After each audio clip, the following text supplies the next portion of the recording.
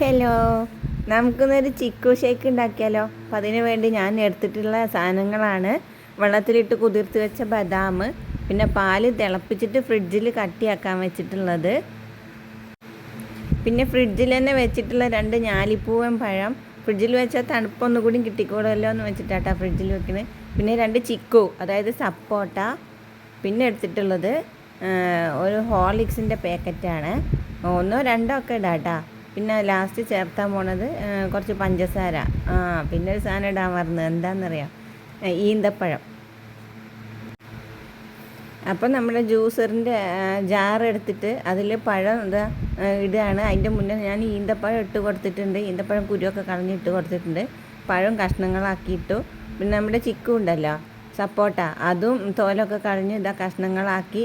പിന്നെ ബദാം തൊലി കളഞ്ഞിട്ട് അതിലിട്ട് കൊടുത്തു. തൊലി ഉണ്ടെങ്കിൽ അതിങ്ങനെ അരഞ്ഞ് കിട്ടാൻ പ്രയാസം അതാട്ടോ.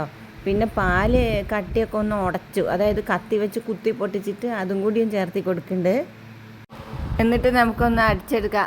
ഹോർലിക്സിൻ്റെ പാക്കറ്റ് കൂടിയും ചേർത്തിയ ശേഷം നമുക്കൊന്ന് അടിച്ചെടുക്കാം. അങ്ങനെ അടിച്ചെടുത്തിട്ട് പകുതി അടിച്ചപ്പോഴാണ് മനസ്സിലായത് പഞ്ചസാര ഇടാൻ മറന്നുപോയി എന്ന്. അപ്പോൾ ഞാൻ അതിങ്ങോട്ട് എടുത്തിട്ട് ഒരു പഞ്ചസാരയും കൂടി ചേർത്ത് 2 സ്പൂൺ പഞ്ചസാര ചേർത്ത് കൊടുക്കുന്നുണ്ട് കേട്ടോ. പിന്നെ ഒരു ഗ്ലാസ്സിക്ക് സെർവ് ചെയ്യാണ്.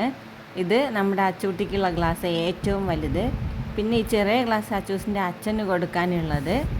നമുക്ക് എപ്പോഴും പാത്രത്തിൽ കഴിച്ചാണല്ലോ ശീലം. അപ്പം ഞാൻ കഴിക്കുന്നത് നമ്മുടെ ഇത് തന്നെയാണ് കേട്ടോ, അതായത് ഈ ജാറിൽ തന്നെയാണ് ഞാൻ കഴിക്കുന്നത്. എനിക്ക് പ്രത്യേകിച്ച് ഗ്ലാസ് ഒന്നും എടുത്തില്ല. അപ്പം അച്ചൂസിനുള്ളത് അച്ചൂസിൻ്റെ കൈ കൊടുത്തു. അപ്പോൾ അവൻ കഴിച്ചുകൊണ്ടിരിക്കുക. ഞാൻ കഴിക്കുന്നത് കണ്ടില്ലേ, ഈ ജാറിൽ തന്നെയാണ്.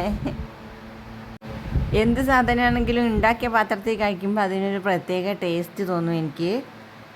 ചിക്കുവിന് പകരം ഏത് ഫ്രൂട്ട് വേണമെങ്കിലും ചേർക്കാമേ. അപ്പം എന്നാൽ ഓക്കെ, ടാറ്റാ.